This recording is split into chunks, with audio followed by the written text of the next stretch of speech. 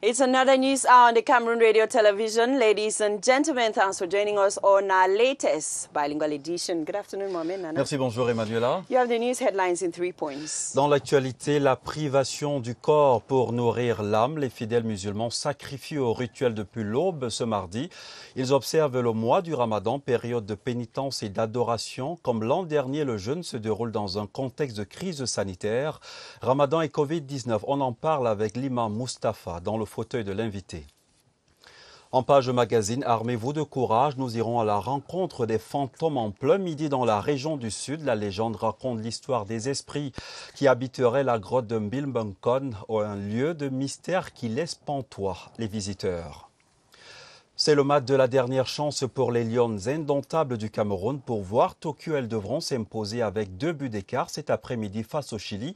À l'aller, elles avaient plié les Chines 1 but contre 2. Vous êtes sur la CRTV, c'est le bon endroit pour vous informer.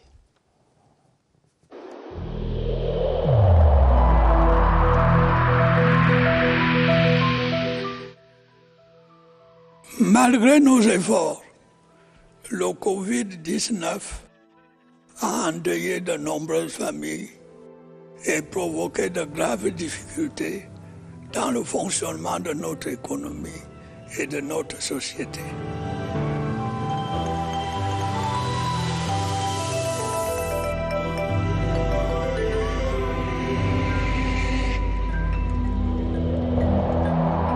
Us, we open this news with religion. Muslim faithful nationwide have begun observing the holy month of Ramadan, characterized by abstinence, fasting, and prayer. Considered as one of the pillars of Islam, the fasting period is also known as the holy period, during which Muslim faithful, through acts of kindness, draw closer to Allah. Joyce Tata now paints a picture of the first day of Ramadan in the city of Yaoundé. After a heavy pour within the early hours of Tuesday morning in the nation's capital, the Ramadan season begins on a little tough note for the Muslim women.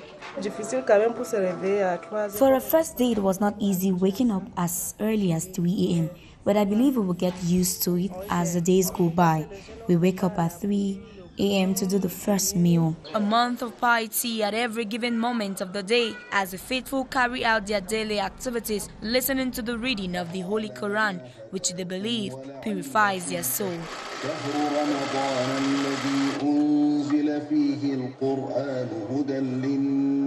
Since this morning, we've been struggling to attain our objective of this month, which is the Holy Quran, because Allah says in the Holy Book. Mr. Njoya Ibrahim is just back from a rapid shopping for a stress-free period of Ramadan.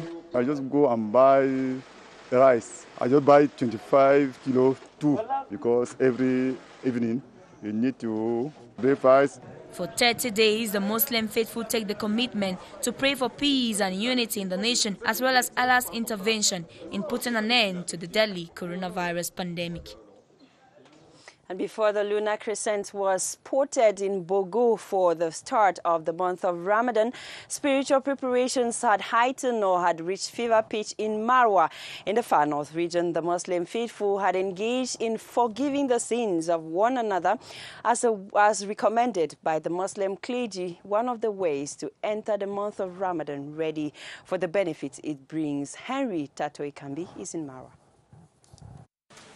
As days gradually die down to hours for the commencement of this year's Ramadan, Muslims are drawing the curtains spiritually to welcome the month-long fasting.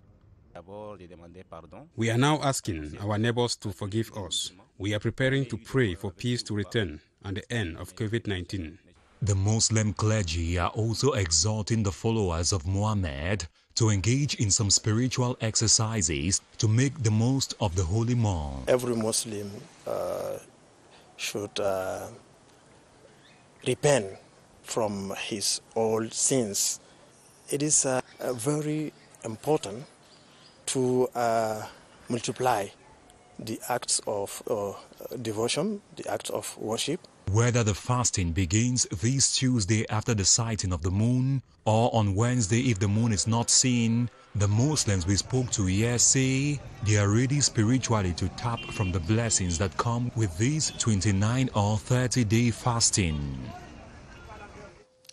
De l'aube au coucher du soleil, ils ne devront ni boire ni manger. Les musulmans observent depuis ce mardi le jeûne du mois de Ramadan. Entre prière, invocation et lecture du Saint-Coran, ils devront se consacrer au partage et à la convivialité tout en respectant les mesures barrières. Premier jour de Ramadan à la Briqueterie, un quartier de Yaoundé. C'est un reportage d'Étienne Pascal Azegue. Pour ces fidèles musulmans de la mosquée Bamoun au quartier Briqueterie à Yaoundé, ce mardi marque le début d'une période de privation, de prière et de pénitence. On a le Coran, maintenant nous sommes en train de suivre le pêche par rapport à comment on doit maintenir le Ramadan jusqu'à la fin.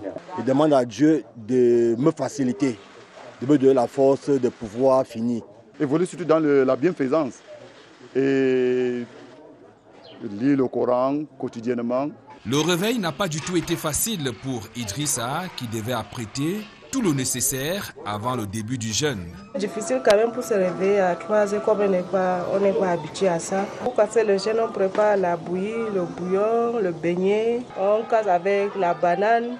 La famille Siné s'apprête déjà à rompre le jeûne en soirée, tout comme ce chef de famille qui en a profité pour faire des emplettes.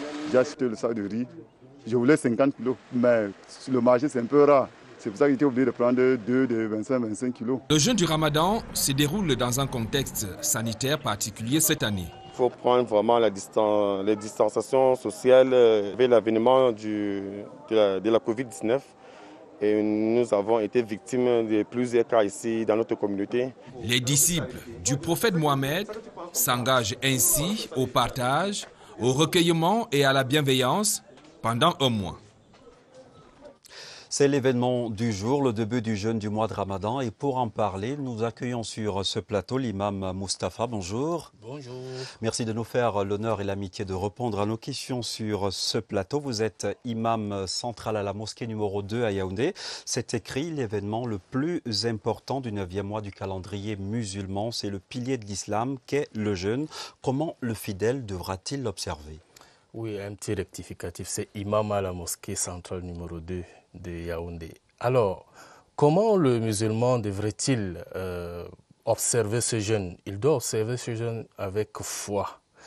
Parce que le jeûne, c'est ce pilier de l'islam où le musulman est appelé à faire montre, n'est-ce pas, de sa foi, de manifester cette foi même envers Allah. Il est en train de poser un acte qui ne peut être vu ni su par personne. C'est entre lui, c'est secret. Le jeûne est intime, c'est secret entre lui et son Seigneur. Donc il doit jeûner avec cette foi-là et cette conviction d'être récompensé. Il n'est pas en train de jeûner parce qu'il est tout simplement charrié, n'est-ce pas, par cet effet de mode, parce que les gens sont en train de jeûner. Ils jeûnent aussi parce que les gens sont en train de jeûner. Il jeûne parce qu'il est musulman, il est croyant, il est en train de respecter une injonction divine. Il a la foi au moment où il est en train de jeûner et il sait également que en jeûnant, il pourra atteindre, n'est-ce pas, cette crainte révérentielle. Et il a également cette conviction qu'il sera récompensé. Ce n'est pas parce qu'il est en train de faire un régime, c'est parce qu'il est en train de poser un acte éminemment, n'est-ce pas, symbolique et méritoire par départ ou bien selon Allah exalté soit-il. En islam, on parle de charité, de convivialité, de proximité. Lors des séances de prière, on le voit, c'est épaule contre épaule. Toutes choses compromises aujourd'hui par le principe de la distanciation physique du fait de la pandémie à coronavirus. Est-ce que l'esprit du mois de Ramadan prend un coup? L'esprit du mois de Ramadan ne prend pas un coup parce que le musulman, c'est celui-là qui s'est adapté à toutes circonstances et à toute situation. Nous sommes aujourd'hui en 2021, on parle de Covid-19, ça veut dire qu'au moins on a un an avec cette pandémie. On a déjà cultivé ces réflexes-là. On connaît déjà l'ennemi, on connaît où l'ennemi est tapis, on connaît comment on doit faire, n'est-ce pas, pour l'endiguer. Le jeûne ne prend pas également un coup parce que l'islam, c'est cette religion qui peut être pratiquée en tout lieu et en toutes circonstances. il suffisait tout simplement, n'est-ce pas, d'instruire les musulmans et de leur parler par rapport à la gravité de la maladie et de leur dire que donc, voici donc des gestes que vous devez, n'est-ce pas, adopter. Et ces gestes n'entrent même pas en contradiction avec les pratiques de l'islam. Et l'islam a toujours veillé à, n'est-ce pas, à ce que l'âme humaine soit sauvegardée de quoi que ce soit. C'est pour cela qu'il est aujourd'hui aisé, après un an de pandémie pour le musulman, de s'adapter, n'est-ce pas, à cette circonstance et de faire en sorte que son jeûne ne prenne même pas un coup. Et ça ne saurait même prendre de coup, tout simplement parce qu'il s'agit ici d'une pratique, comme je l'ai dit tout à l'heure, qui est secrète et intime entre vous et votre Dieu. Et vous pouvez ne pas fréquenter les mosquées. Et justement, on allait en parler, avec la réduction du nombre de personnes dans les mosquées, cette période sainte pourrait rimer avec introspection dans le cercle familial. Exactement. En fait, toute la mission est aujourd'hui assignée au chef de famille. C'est-à-dire le chef de famille devient celui-là qui doit prendre le bâton de commandement. Et il a appris à ses dépens depuis l'année passée. Cela revient à dire que tandis que les effectifs sont réduits à l'intérieur des mosquées, on peut transformer toutes nos maisons qui sont aujourd'hui sanctuarisées et sécurisées en des mosquées. Alors, Imam Aboubakar, Imam Moustapha, autant pour moi, le Ramadan, c'est un mois de privation, d'adoration subdivisé en 3 décades bien définies. Chacune d'elles a une symbolique particulière. Exactement, chacune d'elles a une symbolique particulière. Et la première décade, c'est généralement celle de la miséricorde. C'est-à-dire que durant cette première décade, nous partons à la quête de cette miséricorde divine. Et la deuxième décade est celle, n'est-ce pas, de l'absolution des péchés. Et la troisième décade est celle, n'est-ce pas, de l'affranchissement de l'enfer. Et sectionner en 3 décades, ça permet, n'est-ce pas, aux musulmans d'évoluer palier par palier. Parce que s'il a une approche maximaliste, il peut être exténué. Il se dit que lorsque j'ai fini avec la première décade, je souffle un peu, j'aborde la deuxième décade et j'ai un objectif à atteindre. Et avec la troisième décade, c'est, n'est-ce pas, la vitesse de croisière. C'est-à-dire que dans cette troisième décade où il y aura affranchissement, il y a, n'est-ce pas, la nuit du destin. On va sortir par là et qu'on vient de préciser que des dérogations sont accordées aux enfants, aux malades et aux voyageurs. Exactement. En fait, quand on parle du jeûne, ça ne veut pas dire que c'est forcément un châtiment. Ce n'est pas un supplice. Il y a des dérogations qui sont, n'est-ce pas, accordées à ces catégories que vous venez d'énumérer. L'enfant, n'est-ce pas, qui n'a pas encore atteint l'âge de puberté ne peut pas jeûner. En fait, il peut jeûner pour s'entraîner. Parce qu'en fait, lorsque vous entraînez les enfants dès le bas âge à ces pratiques, ils n'auront pas, n'est-ce pas, des difficultés lorsqu'ils vont grandir. Et lorsque vous voyagez, et quand nous savons les conditions dans lesquelles nous voyageons aujourd'hui, il vous est accordé cette dérogation-là de rompre le jeûne et, n'est-ce pas, de le remplacer après. Cheikh Moustapha, merci d'avoir répondu en direct à nos questions sur le plateau de 12h. Bon début du mois de Ramadan. Merci beaucoup et c'est vous que je remercie. La suite du journal avec vous, Emmanuela. Exactly, Mohamed. And this news, the medical corps and the higher education family in Cameroon is mourning one of his emblematic figures, Professor Lazare Kapture, one of the emblematic figures in the history of medicine in Central Africa and Cameroon, has died. The renowned medical doctor and university lecturer died last night at his Bastos clinic here in Yaoundé. Mohamed. La nouvelle est tombée comme un couperet. Vous venez de l'annoncer. Le professeur Lazare Kapture est mort hier soir dans sa clinique au quartier Bastos à Yaoundé. C'était l'une des grandes figures du monde de la médecine au Cameroun et sur le continent. Depuis l'annonce de son décès, une avalanche de réactions pour saluer ses grandes qualités humaines et professionnelles. Nous reviendrons plus en détail sur cette actualité dans nos prochaines éditions d'information. We now go over to the littoral region where the launch of the vaccination against COVID-19 in Cameroon has given hope and calmed the fears of inhabitants of Douala, where many cases of the coronavirus pandemic have been recorded. While some people appear skeptical of the effectiveness of the vaccine, others are ready to get the first dose as a way to stem the spread of the pandemic, which they say has seriously impacted the business activities. Sally Ebeninyoki is in Douala. Douala has been one of the most hard hit following the second wave of COVID-19 infections. Fear has gripped the population and business activities have slowed down. The arrival of the first consignment of 200,000 anti-COVID-19 vaccines in Cameroon has raised the hopes of many inhabitants. Some still remain skeptical following the negative reports on social media about the effectiveness and the side effects of the vaccine. Personally, I am not very excited about the vaccine, but I am convinced that it is also a solution. I'm really still very skeptical about the vaccine. I'm not really seeing myself accepting it. For many, their expectations are high and they are ready to take the vaccine. We all need a vaccine, and personally, I should be waiting for the vaccine. Anytime they tell me it's available and wherever it's available here in Douala, I make sure I get mine. With the arrival of the vaccines, others believe it is the start of an end to the transmission chain and a return to economic activities. I think that vaccinating the population is a solution. The relaunch of all the activities. Though reactions towards the vaccine differ among the inhabitants, the wish of many is for the vaccine to effectively put an end to the COVID-19 pandemic in the economic capital. A project dubbed Connect My School, which intends to encourage the use of the internet in the school milieu in Cameroon, has been launched in Yaoundé, championed by the Ministry of Basic Education in partnership with UNICEF. The project encourages ICT literacy in primary schools in Cameroon. Let's now listen to Michael Quenti, pedagogic inspector in the Ministry of Basic Education, who spoke to our reporter Alice B. Initiative is to connect children in different primary schools around the country with digital devices. And so we have been working with UNICEF, and in the east regions of Cameroon, we have 15 project schools. And in Yaoundé, we have 2 project schools, here in Côte République des Centres and in Como, in Côte République des Como. These are the 2 schools that are being used here in Yaoundé as demonstration centers. These are only demonstration centers. The real thing is happening in those rural communities where there is no access to electricity.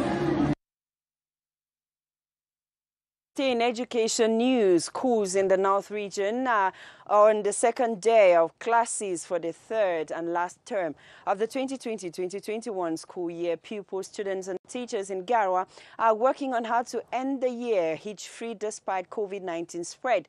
Students, same as people in examination classes, have intensified revision towards official examinations, as you tell us, Wilson Mingole.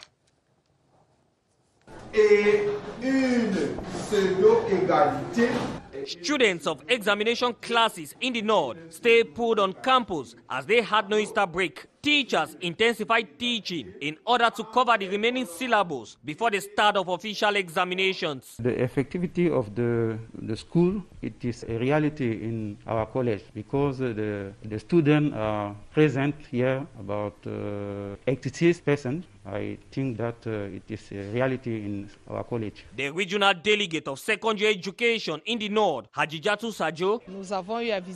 We have visited some schools. In all, we are satisfied. Students are on campus and they are conscious this term is very decisive. Reminded both students and teachers on the necessity to keep respecting barrier measures against COVID-19. Students and pupils in the north region are on guard as they take the last bend before the start of official examinations.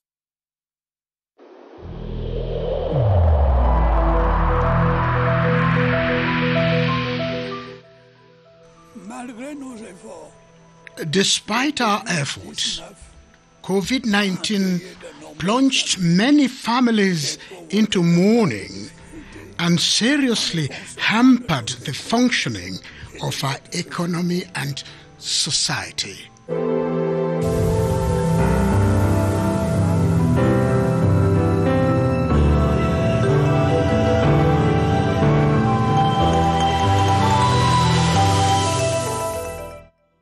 Le vaccin pour prémunir les Camerounais contre le coronavirus est l'option du gouvernement. 200 000 doses de vaccins ont été réceptionnées et depuis hier, la campagne de vaccination est lancée, une opération qui ne devra en rien occulter les mesures barrières.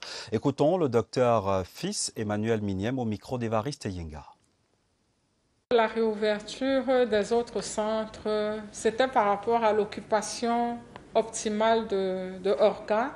Et sachant que les autres centres avaient été fermés, donc il fallait remettre en service tout le dispositif. Jamou a réouvert ses portes. Mais nous devons reconnaître que la prise en charge ne se fait pas uniquement au niveau de ces différents sites. Parce que dans la région du Centre, nous avons 30 districts. Au niveau des hôpitaux de district, il y a des espaces qui ont été aménagés pour recevoir des malades qui ont besoin de soins. La rentrée du troisième trimestre écrit ce mardi sa deuxième page. Le projet Connect My School fait également sa rentrée. La cérémonie de lancement a lieu en ce moment à l'école primaire d'application de Mélène à Yaoundé. C'est sous la présidence de Laurent Serge Toundingwa, ministre de l'Éducation de base. Le projet permettra de connecter les élèves aux enseignements en ligne. Écoutons le docteur Michael Nkwenti, inspecteur pédagogique chargé des TIC. Il est au micro de Laetitia Onana. Cette initiative, c'est pour doter chaque enfant de nos systèmes, de nos écoles primaires avec des tablettes connectées sur l'Internet. Ici, à Yaoundé, nous avons 2 sites pilotes. Ici, c'est l'école publique de centre administratif et en Como, on a une autre école. Le site de projet lui-même est situé à l'est du Cameroun. Nous avons 15 écoles là-bas et ensemble avec l'UNICEF, est en train de doter chaque apprenant. On a formé tous les enseignants et être en mesure d'intégrer l'utilisation du TIC dans l'enseignement-apprentissage pour améliorer les apprentissages. Donc ça, aujourd'hui, le ministre est là pour lancer cette initiative et que ça soit une démonstration pour le reste des pays. Parce qu'on veut l'implication de tous les maires du Cameroun pour qu'eux aussi voient les bonnes pratiques et essayent aussi d'intégrer ça dans les écoles qui sont dans les municipalités. À Bafoussam, deuxième jour de classe, élèves et enseignants ont renoué avec le chemin de l'école hier lundi, une reprise qui se fait dans le respect de mesures barrières. Voyons cela dans ce reportage signé CRTV Ouest. Le lycée bilingue de Balin, classé premier régional à l'Ouest lors des derniers examens officiels, baccalauréat probatoire et BEPC, veut conserver son fauteuil de leader. Ce premier jour de la reprise des cours, dans les classes d'examen, l'heure n'est pas au repos. Je me nomme Takam Dokmo Alexis, je suis élève en terminale C. Cette journée, nous avons débuté par le cours de physique. Ensuite, nous avons fait chimie et présentement, nous sommes sur le point de débuter le cours de philosophie. L'objectif d'un taux de réussite élevé est la priorité des chefs d'établissement qui, à l'occasion de cette reprise, ont prodigué quelques conseils aux élèves. Nous étions l'année dernière premier régional. C'est un très grand défi que nous voulons relever.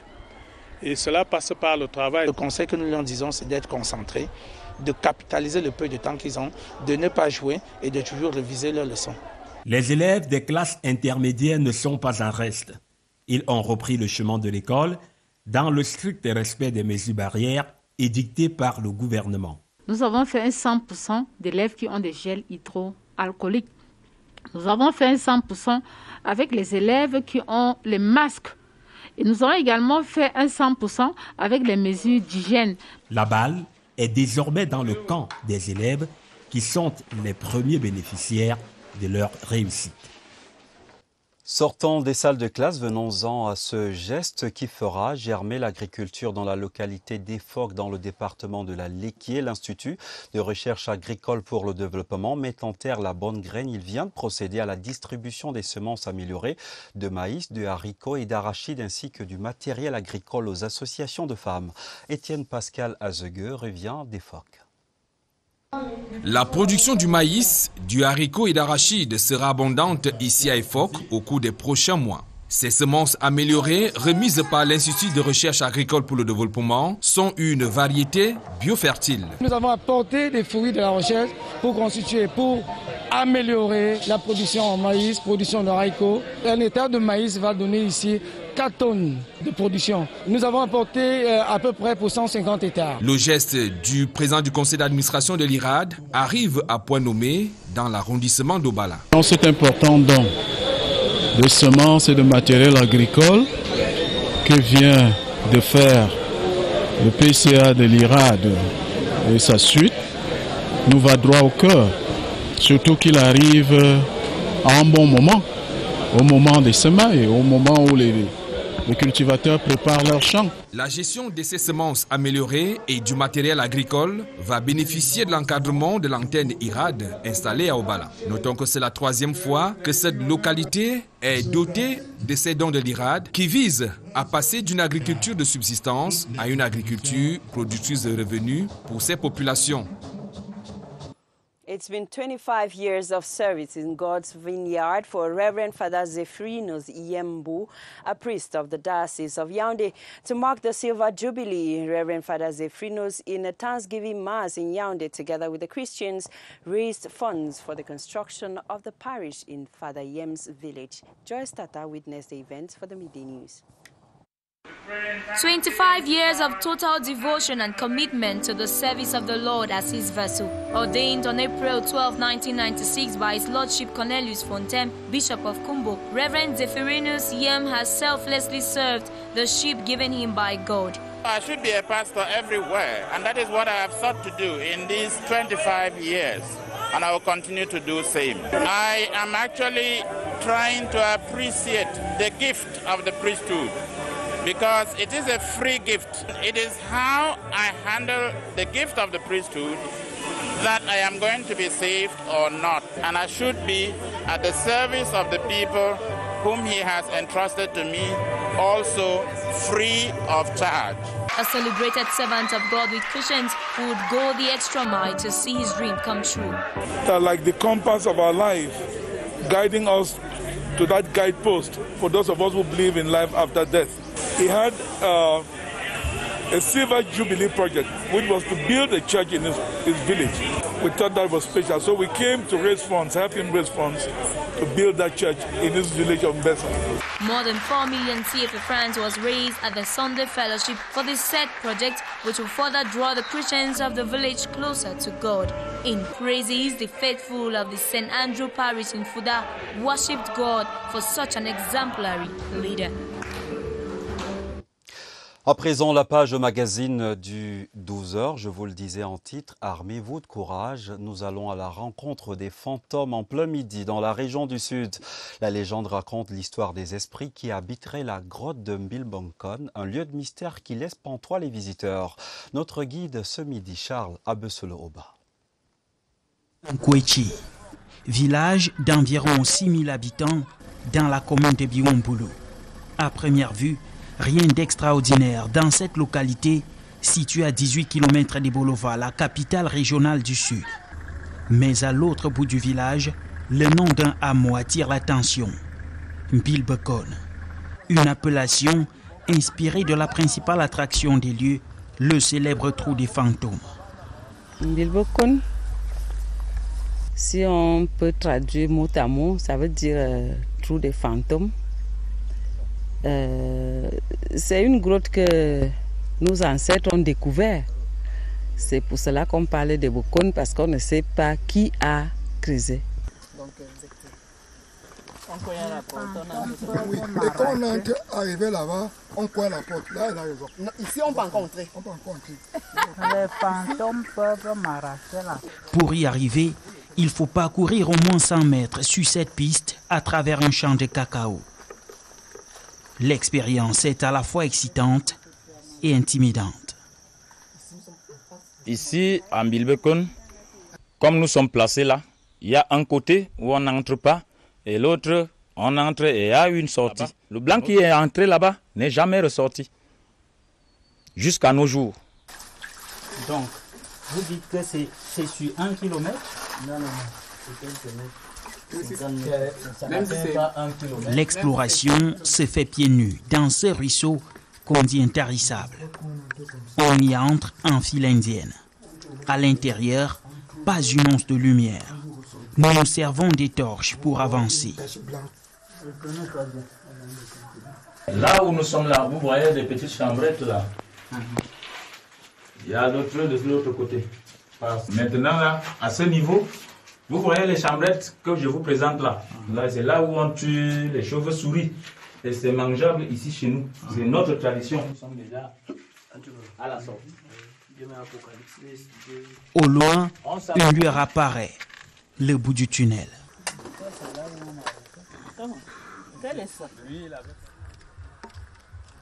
Pour les populations d'Nkoiti, cette caverne qui attire de nombreux touristes est un véritable trésor. Mbilboko nous apporte la richesse parce que partout là où il y a la grotte de Mbilboko est très fertile. Une fertilité du sol qui se justifie, car ici, l'autre atout est le cacao. Dans ce village, l'or brun est produit en qualité et en quantité. C'est l'un des plus grands bassins de production de la précieuse fève dans le département de l'Anvila. The cultural riches of Cameroon. Let's now talk sports in this newscast. The Cameroon women's football team will play a match. The last match football team this afternoon, they will play their return leg qualifier match for the Tokyo 2020 Olympic Games against Chile. Today's match is quite decisive for the football Lionesses, who must defeat Chile by at least 2 goals to sail through to the competition. During the away leg game played last Saturday, the Lionesses lost to Chile 1-2, and they have to work extra hard on the lapses to win the game of today to go to Tokyo 2021. Allez les Lionnes, faites-nous rêver cet après-midi. C'est sur ces souhaits de victoire que nous refermons cette session d'information bilingue au nom des équipes techniques et rédactionnelles. Merci de nous avoir suivis. Emmanuela, à demain 12h avec un égal plaisir. See you.